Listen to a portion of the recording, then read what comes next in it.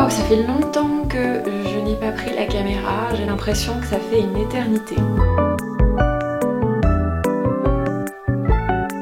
Moi j'aime pas non plus faire semblant que tout va bien et que tout est génial.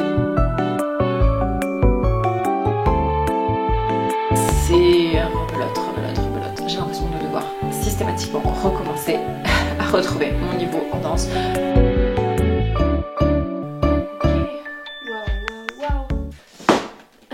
Ce bureau est une catastrophe. C'est un bordel sans nom. J'ai ressorti mes lunettes devant l'écran. J'ai l'impression que ça ne va pas du tout. Ça fait une éternité que je les ai. 2014 je crois. Donc c'était un autre monde. C'était le monde des hipsters. Voilà, ça c'est fait. Mais c'est pas mal pour l'écran, ça me soulage les yeux. Oh là là, ça fait tellement longtemps que j'ai pas filmé. Et j'ai encore terminé une tablette de chocolat. Waouh, ça fait longtemps que je n'ai pas pris la caméra. J'ai l'impression que ça fait une éternité. Et je crois que littéralement ça fait depuis le mois de janvier. On est actuellement le 13 avril. Voilà, je prépare plein de choses. Je suis vraiment très active au niveau du boulot en ce moment. Je prépare un super projet, voilà, vous serez informés en temps voulu, mais là je me suis dit qu'il fallait que je reprenne absolument les vlogs et en particulier les studio vlogs, voilà, pour vous parler de mon travail, essayer de remettre un peu d'activité sur cette chaîne. Je suis assez perplexe en ce moment sur les réseaux sociaux, sur YouTube, Instagram. J'ai l'impression que ça n'a pas de sens. Quand j'entends des grandes youtubeuses là, qui ont une activité, qu'elle soit artistique ou purement vlog, YouTube quoi. Quand je vois les sommes qu'elles gagnent, ça me fait doucement rire en fait. Cette course aux abonnés et tout ça, quand on fait le travail que je fais depuis des années sur cette plateforme en l'occurrence, je vois à quel point c'est très lent à développer et très compliqué, qu'il y a un long travail derrière. En fait là j'en suis à une illustration par jour quand j'ai vraiment le temps d'illustrer, parce que je ne fais pas que de l'illustration, je fais d'autres choses à côté. Donc concrètement, une illustration me prend une journée. Il y a un temps de mise en place, parfois il y a de la recherche avec, etc. Beaucoup de travail, je trouve très peu de reconnaissance, très peu de progrès, très peu d'avancées. Je m'accroche, je continue. Moi j'aime pas non plus faire semblant que tout va bien et que tout est génial. Les personnes elles ont malgré tout de la chance dans le sens où elles se sont lancées au bon moment, donc bref. Donc aujourd'hui, qu'est-ce que je fais? Écoutez, je reprends des dessins que j'avais fait il y a un petit moment. Alors il y a ce dessin d'un bouquet de fleurs qui est sur ma table, enfin mon bureau. Ce petit dessin, quand je l'avais fait, voilà, de manière totalement, voilà, un petit croquis pour moi, pour me faire plaisir. En fait, je l'avais fait sur un bout de feuille comme ça, qui traînait. Je m'étais rendu compte que j'avais coloré sur la mauvaise face. C'est-à-dire que le papier layout, il y a la face, l'endroit en fait qui est absorbant, et la face en vert qui justement est plus lisse en fait, et qui du coup retient par derrière en fait l'encre. Ça évite que l'encre traverse la feuille. Là j'avais coloré en fait sur l'envers, ce qui m'avait permis d'avoir un effet un peu fondu comme ça, puisque comme c'est très lisse, il y a un effet en fait sur la feuille, donc ça donnait cet aspect très aquarellable et très fondu. Mais en même temps, voilà, on n'était pas au niveau de la capacité optimum du Pro Marker. J'avais vraiment adoré ce dessin, donc je me suis dit que j'allais le reprendre. Je l'ai vu tout à l'heure et là je l'ai déjà perdu. Ah bah voilà, il est là. Voilà, hier j'ai repris ce dessin, voilà, mais en bonne et due forme, sur l'endroit du papier. Et je suis très contente du résultat. Alors évidemment c'est moins fondu, surtout au niveau de la transparence du vase là. Il y a moins ce côté fondu qui donne cet effet très vitré. C'est plus difficile du coup sur l'endroit de la feuille. Et en tout cas je suis assez contente quand même du résultat. J'aime beaucoup. Donc je pense que ça me servira de... Je vais en faire des cartes postales en fait. Comme j'aime beaucoup les fleurs, ça pourra également faire des cartes de remerciement dans les commandes. Et j'avais fait ce dessin également d'un bouquet avec un vase en verre comme ça. J'adore les transparences, je pense que vous l'avez déjà vu sur mon travail, notamment sur les danseuses, au niveau des tissus, des jupettes, voilà, des justes au corps, tout ça, des collants. J'adore le travail de transparence. J'adore le travail du tissu en général, des vêtements, mais j'adore la transparence et les effets de matière et de jeu de couleurs avec la transparence. J'adore l'effet du verre en fait, l'effet de ce côté vitre, j'adore ça. Voilà, et donc j'avais fait lors de Linktober 2022 cette année, jour numéro 6, le thème c'était bouquet. Donc là j'avais fait les anémones, voilà, j'avais fait comme des carreaux de cuisine derrière, voilà. Donc là aussi un effet de, comment on peut dire ça, un effet carrelé, un effet miroir un petit peu comme ça. Donc j'avais beaucoup aimé. Et là, bah c'est pareil, je me suis dit mais je vais le reprendre aussi celui-là parce qu'il était loin d'être parfait ce dessin.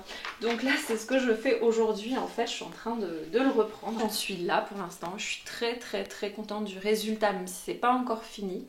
Voilà, je suis plutôt satisfaite, ça me fait un peu une pause par rapport à la collection Danse Astro, par rapport à la nouvelle collection aussi sur laquelle j'ai travaillé cette année qui est la collection des chakras. Je vous présenterai vraiment tout ça en images dès que possible. Je profite de cette journée aujourd'hui où mon fils n'est pas à la maison pour vous parler un petit peu. La semaine prochaine j'ai une semaine de 5 jours, ce qui va me permettre d'avoir quand même plus de temps pour plus de matière à travailler. Puis là je vais filmer un petit peu des petites images sympas du quotidien aussi. Je sais pas trop si je pourrais filmer des choses à la danse. Récemment on m'a redemandé en fait de filmer des vlogs de danse. Je vous avoue que j'ai pas trop envie de ça en ce moment. J'ai eu un automne très difficile. J'ai eu un hiver quand même aussi un petit peu compliqué. J'ai dû aussi m'arrêter de danser pendant à peu près un mois. Je préfère éviter de filmer des images à la danse qui me plaisent pas complètement. Je travaille ma danse pour moi. Si jamais j'ai l'occasion de filmer des petits bouts de danse, je le ferai. Je verrai quand je vous reprends. En attendant, je vais aller me faire un petit lait d'or et un cookie vegan pour le goûter. Voilà, les cookies de l'atelier des lilas. Mon dieu, mais qu'est-ce qu'ils sont bons. Ils sont vegan, ils sont juste exceptionnels, la texture est merveilleuse. Je vais me faire un lait d'or vegan avec ça. Et voilà, et je continue mon illustration. Et puis je vous reprendrai plus tard, certainement lundi. Voilà, donc à lundi. Hello! Alors voilà, nous sommes lundi 17 avril, je vous retrouve. Donc ce week-end c'était assez chouette parce que bon, déjà je suis allée à la danse, mais surtout je suis allée à une grande braderie végétale. Donc c'est une braderie qui a lieu, je sais pas, à peu près une fois tous les 2-3 mois il me semble, à Saint-Maur-des-Fossés, et c'est la boutique Green Touch qui organise ça. En fait c'est leur atelier. Et voilà, ça leur permet de proposer directement à l'atelier des prix juste hallucinants sur les plantes. Et voilà, donc j'ai racheté des plantes parce que c'était l'hécatombe cet hiver. Je sais pas vous, mais je suis pas la seule dans ce cas dans mon entourage. Mais apparemment cet hiver c'était l'hécatombe pour certaines plantes. En plus que j'ai eu des cochenilles dans un coin en fait de chez moi, dans un coin du salon. Ça fait un petit moment que j'en avais. Et j'ai essayé de les éliminer, tout ça. Donc là, les plantes, à force, elles ont été complètement ravagées par ça. Et j'ai fait de la réanimation dans tous les sens. Alors j'ai réussi quand même à sauver 3 plantes. Alors, en fait, pour se débarrasser des cochenilles, il faut utiliser du savon noir dilué dans de l'eau en fait. Donc moi c'est ce que je fais maintenant. Ce que je fais c'est que je mets mes plantes directement, je fais des bains de plantes par la racine, vous voyez, dans l'évier. Je les arrose avec de l'eau au savon noir et je les spraye aussi de savon noir en espérant me débarrasser définitivement des œufs qui sont quelque part sur la plante, voilà. Et notamment je vais devoir changer la terre en fait. Et je pense que c'est venu d'un terreau que j'avais acheté qui devait être contaminé sans le savoir. J'ai l'impression qu'il faut faire assez attention quand on achète du terreau, il faut toujours vérifier s'il n'y a pas des petites bestioles dedans. C'est difficile parce que parfois c'est tout petit, on peut pas forcément le voir. Finalement pour celles qui ont été contaminées, c'était le même terreau. Et elles étaient au même endroit, donc forcément après elles se sont contaminées entre elles, j'ai envie de dire. J'ai complètement débarrassé ces plantes là qui ont été contaminées. Je les ai mises tout en haut, voilà, dans la pièce où je fais souvent du yoga ou de la danse. Comme ça au moins elles restent entre elles, je suis en train de les soigner, je suis en train de me débarrasser des cochenilles, j'espère que je vais y arriver. Surtout que là, la plante a été, enfin les plantes ont été assez ravagées.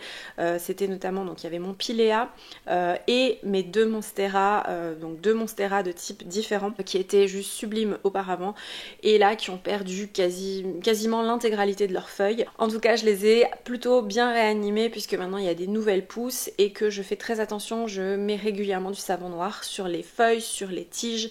Je vais aussi changer la terre. Donc là, à la braderie, j'ai racheté du terreau pour le rempotage de mes nouvelles plantes en espérant que ça soit nickel. Et je vais vous montrer du coup ce que j'ai acheté parce que j'ai fait des super affaires. C'est vraiment des prix super intéressants. Bah, j'ai pas dépassé mon budget. J'en ai eu pour 50 € au total avec le terreau. C'est quand même un peu hors budget parce que bah, je suis vraiment très ric-rac en ce moment financièrement.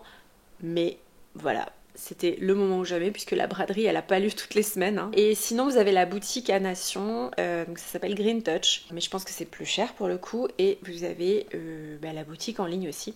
Bon, j'ai fini mon déjeuner, mon café, ma tablette de chocolat. Je vous montre les plantes que j'ai achetées. Hello ladies. Oh là là, mais regardez-moi ça comme elles sont belles, non mais vraiment. Voilà, donc tout ça, plus le terreau, j'en ai eu pour 50 €. Et franchement, c'était mon budget max. Et c'est à peu près le nombre de plantes que j'avais prévu d'acheter. Cette plante, ça fait des, je sais pas, des mois, des années que j'en rêve. Je mettrai le nom de cette plante. Alors, ce que j'ai déjà remarqué, c'est qu'effectivement, les feuilles se ferment la nuit. Pour l'instant, je vais la poser là. Les feuilles sont comme plus rétractées la nuit et la journée, elles s'ouvrent. Voilà, merveilleux.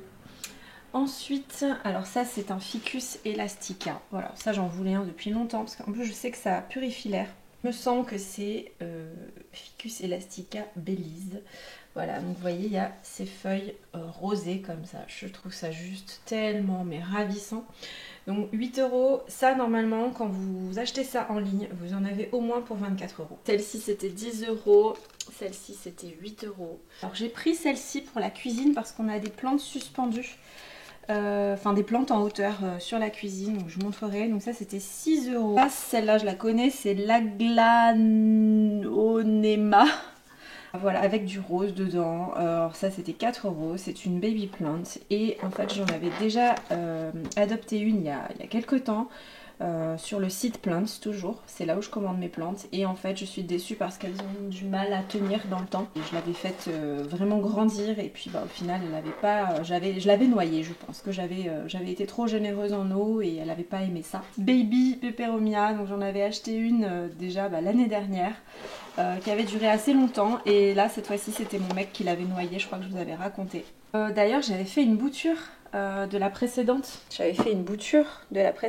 vous voyez. J'avais récupéré une feuille qui était tombée et vous voyez ça fait des mois qu'elle est là maintenant et elle fait des petites pousses comme ça. Donc il faudrait que je la rempote aussi, un de ces quatre. Mais bon, pour l'instant, elle est très bien comme ça dans l'eau. Donc bon, pour l'instant, je la laisse. Alors ensuite, j'ai pris une petite succulente. Alors, j'ai été fan de cette succulente. Elles étaient déjà dans des petits pots. Donc ça faisait le tout à 10 €. Sauf que j'aimais pas les pots. Et finalement, j'ai trouvé un pot qui me plaisait beaucoup. Donc voilà, j'ai bien cherché. Il fallait vraiment fouiller. Et je suis tombée sur cet ensemble. Le cache-pot plus la succulente à 10 €. Donc franchement, je trouve que ça valait le coup. Et je suis extrêmement contente parce que j'aime bien les petites succulentes aussi, ça fait toujours plaisir, c'est très facile d'entretien. Et enfin, ce cache-pot à 4 €, voilà, que je trouve pas mal au niveau de la taille parce que ça va bien pour les baby plants, mais quand même un petit peu plus, un peu plus grande que les baby plants, vous voyez. Donc je pense que ça peut aller assez longtemps. Je vous montrerai ça quand j'aurai rempoté, installé dans la maison. Et ça c'est la fin de mes renoncules. Elles étaient super belles, j'avais acheté ça pour Pâques. Les pétales sont un petit peu moins en bonne santé là et la couleur a un petit peu passé, mais voilà, c'était vraiment ravissant sinon. Voilà tout ce que je peux vous montrer pour l'instant sur les plantes. Et je vous montrerai le jardin. Là mes tulipes et mes pushkinia. Donc les pushkinia ce sont les petites plantes, les petites fleurs blanches là. Je suis un peu déçue, je m'attendais à ce que ça soit beaucoup plus fourni, enfin garni en termes de fleurs. C'est moins dense que ce que je pensais, donc je suis un petit peu déçue. Et sinon, vous voyez tous les tulipes là, les assortiments. Alors elles étaient censées être plutôt violettes, mais en fait elles ont tendance à être plutôt fuchsia. Mais je trouve ça magnifique, c'est juste que sur les photos c'était vraiment très très violet. Et là vous en avez deux ici, celles-ci qui sont encore loin d'avoir bien poussé, celle-ci là. Je sais pas ce que ça va donner parce qu'elles sont différentes des autres. Ça va être la surprise. Et encore là, je vais vous dire un truc. Celle-ci là, les blanches, elles ont pris très très cher ce week-end parce qu'il a plu et elles ont vraiment... elles ont vraiment pris cher les pauvres. En photo vous verrez l'évolution, mais vraiment ça va très très vite et ça peut s'ouvrir mais du jour au lendemain. Les couleurs peuvent changer du jour au lendemain. Là il y a les fraisiers qui commencent à pousser tout doucement. Et j'avais mis aussi quelques tulipes de ce côté, bon voilà. Et ça, c'est le potager qui n'est absolument pas entretenu. Et dès qu'il va faire vraiment beau, je vais m'occuper de tout ça. Vous entendez les oiseaux. Quand il fera vraiment chaud, je vais planter les semis. Voilà, je vais vous montrer ça. Voilà mes petits semis, où ils en sont. Donc la coriandre, hein, toujours 10 plombes pour germer, mais je sais même pas si ça va marcher. C'est là où je vous disais que je mets des plantes en hauteur. Idée qui fait sa deuxième floraison de l'année. Elle a fleuri une première fois, je crois, au mois de janvier-février. Il y avait 3 fleurs qui se sont complètement fanées et par contre là, il y a beaucoup plus de... Vous voyez, des bourgeons, là, il y en a plein en fait. Et là, une petite plante, dont je n'ai complètement oublié le nom, qui elle tient bien la route là pour le coup. Enfin bref, ici elles sont super bien les plantes. Ça peut être vraiment un endroit à creuser en fait, parce que vous voyez, elles ont une lumière constante ici. Et en même temps, elles ont ni trop chaud ni trop froid. Donc c'est vraiment idéal pour les orchidées notamment. Là, à l'étagère, là on a du tri à faire. On va virer tout ça et on va mettre plus de plantes ici. Voilà. Hello, bon alors je vous retrouve, donc là dans quelques minutes Lana Songe va sortir une nouvelle vidéo, donc j'ai hâte de la regarder pour le goûter, ça va être impeccable j'ai envie de vous dire. Voilà, donc là j'ai passé l'après-midi à dessiner. Déjà j'ai préparé une petite vidéo, donc un reel pour Instagram pour ce dessin, donc j'espère que ça va rendre bien. Que je vais avoir la bonne musique, voilà, je vais faire la même chose sur le fameux TikTok, voilà. Donc sachez que j'ai un TikTok désormais, donc corde sensible, voilà, comme d'habitude pour le dessin. Je poste les mêmes vidéos que sur Instagram, c'est histoire de développer mon activité, bien que voilà, je ne sois pas fan du tout de ce réseau. Voilà, ça ne me parle absolument pas. Autant dans l'interface que le contenu qu'on y trouve en grande majorité. Je vais poster ce reel et voilà, j'ai terminé le dessin. J'ai avancé la scorpion, voilà, je vous montre. Parce qu'au niveau de la posture, on est bien. Voilà, après, je suis pas encore décidée sur... Est-ce que c'est plutôt ballet? Est-ce que c'est plutôt contemporain? Au niveau de la tenue, ça sera plutôt décontracté. Est-ce qu'elle porte des pointes? Est-ce qu'elle est pieds nus et on est sur quelque chose de beaucoup plus contemporain? Ou est-ce qu'effectivement elle porte des pointes et là on est sur un peu une posture un peu classique? Mon cœur balance. Au niveau de la collection Astro, j'ai environ moite-moite contemporain et ballet classique. Et j'ai terminé la taureau. Enfin en fait la taureau elle était déjà terminée mais il y avait des traits qui me plaisaient pas donc je l'ai refaite tout simplement. Voilà, c'était assez rapide donc j'ai pas eu trop de difficultés sur celle-ci. J'aime bien, c'est pas le signe que je préfère de toute façon de manière générale. C'est pas le signe qui me parle le plus, mais ça reste un signe intéressant. Tous les signes astrologiques sont intéressants. En tout cas, j'aimais beaucoup ce dessin à la base, j'aimais beaucoup la posture qu'elle a. Alors quand je sortirai ma boutique Etsy, donc ma boutique en ligne, je vous expliquerai dans un live Instagram quel est l'histoire derrière la collection Astro. On m'a posé la question, on m'a dit mais est-ce que tu pourras nous expliquer quel choix tu as fait dans ta collection Astro par rapport au dessin pour la position, le mouvement que tu as choisi pour chaque signe et enfin voilà, quel est le lien, qu'est-ce que ça représente finalement ces signes astrologiques et comment tu les as interprétés à travers des mouvements dansés. Voilà, donc ça c'est tout un travail que j'ai fait dans ma tête, c'est de ma façon de voir les signes astrologiques, l'énergie pour moi qui ressort de chaque signe astrologique. Donc alors d'ailleurs j'ai une amie qui est astrologue et je lui poserai la question de savoir est-ce que ça te parle, est-ce que ça résonne pour toi. Alors elle n'est pas particulièrement danseuse, mais je lui demanderai qu'est-ce qu'elle en pense et voilà, est-ce que c'est parlant pour elle. Voilà, en tout cas, c'est parlant pour moi, j'ai quand même quelques connaissances en astrologie, je suis loin d'être pro là-dedans, hein, vraiment, c'est une discipline alors qui certes est controversée, qui n'est pas scientifique, un savoir ancestral et je trouve que c'est très beau, la symbolique derrière l'astrologie pour moi elle est très très belle et c'est pour moi, c'est là où ça doit avoir de l'importance, toute cette symbolique astrologique. D'ailleurs, elle m'a fait mon thème astral et honnêtement, c'était mon thème natal en fait, et c'était ultra parlant, c'était hallucinant. Alors même qu'on se connaît pas beaucoup, et enfin je la connais depuis pas si longtemps que ça, et honnêtement, ben en fait, elle a pu dire des choses de ma vie, de mon tempérament et enfin voilà, de mon rapport aux choses qui étaient hallucinantes, enfin qui étaient tellement réelles en fait. Je me suis dit mais j'ai l'impression que tu me connais depuis 15 ans en fait et c'était très impressionnant. C'est très beau en fait l'astrologie et ça me parle beaucoup quand bien même ce n'est pas quelque chose de scientifique à proprement parler. Voilà, je trouve que c'est très poétique, très symbolique. Voilà, moi ça me parle. Voilà, je suis contente de vous présenter un petit peu l'avancée de mon travail. Maintenant je vais faire un petit goûter et je vais regarder la vidéo de Lana Songe et je vais me caler et après j'aurai encore une bonne heure avant d'aller chercher mon fils chez la nounou. Je ne sais pas quand est-ce que je vais vous retrouver après ça, si je refilmerai cette semaine. Oui, je vais sûrement filmer demain, si tout se passe bien. Demain, je vais au musée d'Orsay avec une amie. Peut-être que je filmerai un petit peu ça, et voilà. Et puis, à très vite. Allez, direction Paris pour retrouver mon amie Ornella. Après le métro, j'ai traversé le jardin des Tuileries, et j'avais presque oublié à quel point il est magnifique, surtout lorsqu'il est en fleurs.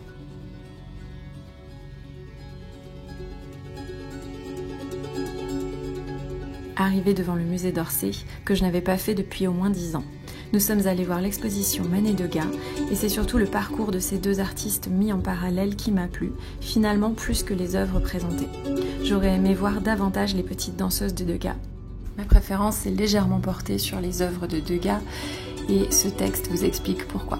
Manet aime à traiter ses modèles avec une certaine majesté, ils occupent le cœur de la composition, et leur présence est magnifiée par les couleurs vives de leurs habits ou des accessoires qui les entourent. La palette de Degas est plus sourde. Il cherche avant tout à saisir les gens dans des attitudes familières et typiques et s'intéresse autant au pouvoir expressif des corps qu'à celui des visages.